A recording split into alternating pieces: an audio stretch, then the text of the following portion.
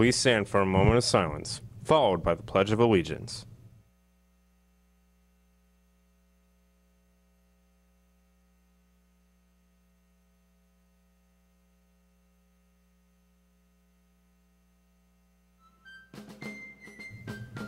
I pledge allegiance to the flag of the United States of America and to the republic for which it stands, one nation, under God, indivisible, with liberty and justice for all.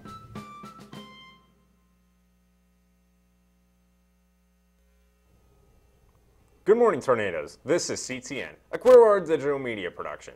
Today is Thursday, December 7th. My name is Ian Gibson. And my name is Tajane Hayes. Today we have your latest school, local, and national news. So stay tuned because CTN starts now.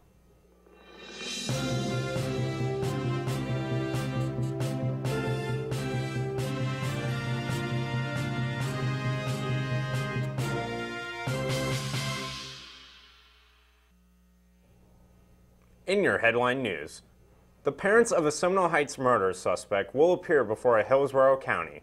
The judge will weigh in whether Hal Donaldson Jr.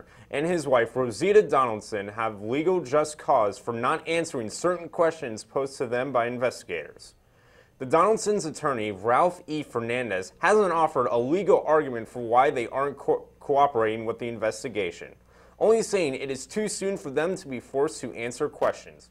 According to Spectrum Bay News 9 legal analyst Kevin Hayslett, the law does not protect parents from the accused. Hayslett said the judge could order them to 11 months in prison if they are found in contempt of court.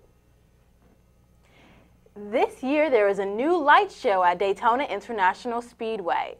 This allows drivers and their passengers a behind-the-scenes look at the stadium while also getting them into the holiday spirit.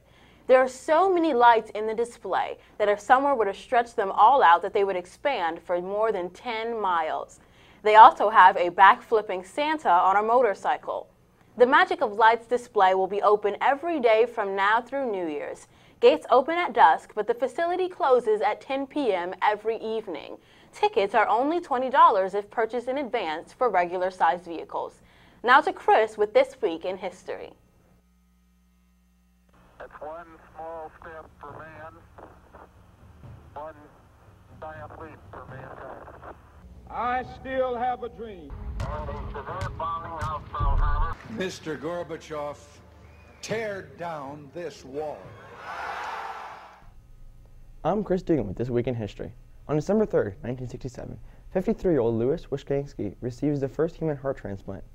On December 4th, in 1992, President George Bush orders 28,000 U.S. troops to Somalia, a war-torn East African nation where rival warlords were preventing the distribution of humanitarian aid to thousands of starving Somalis.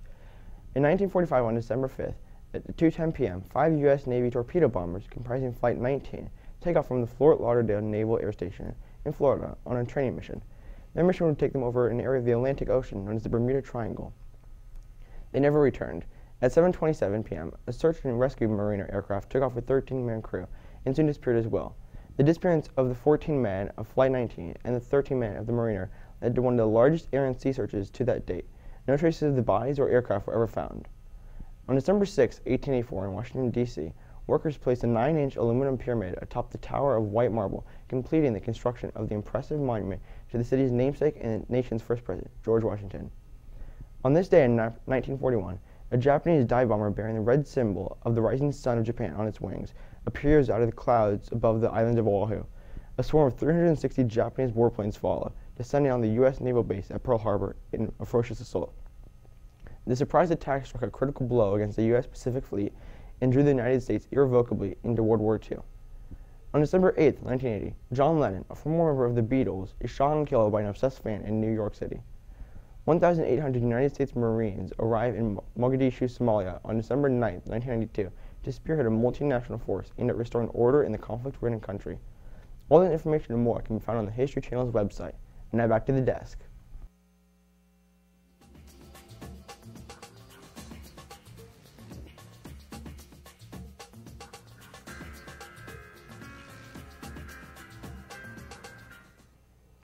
In your school news, PTLs will not be issued during exam times.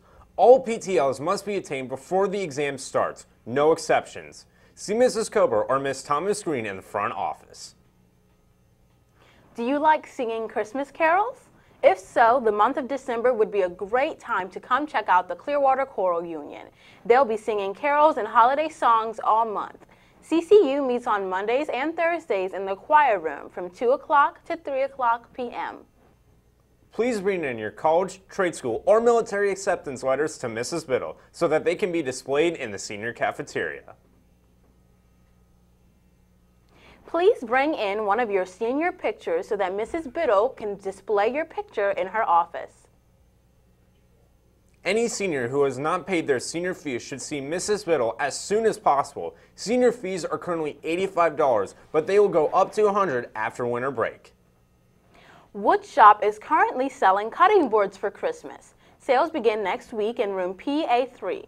Students can also stop by the cafeteria today and tomorrow at lunch to make their purchases. Prices start at $5.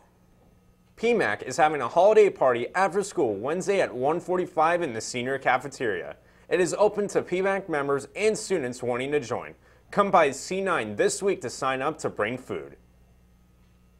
The band, chorus, and orchestra concert is tonight at 7 p.m. in the auditorium.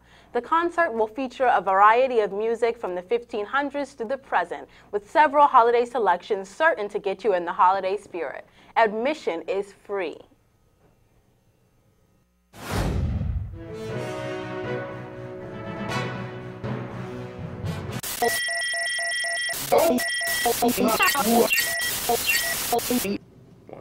Take 8. Read 2 books, pass 2 quizzes, and see a movie. Darth, you're facing the wrong camera. What? That cameraman is trying to make me look bad. Urgh. Remember the contract, you can't choke anybody. Fine.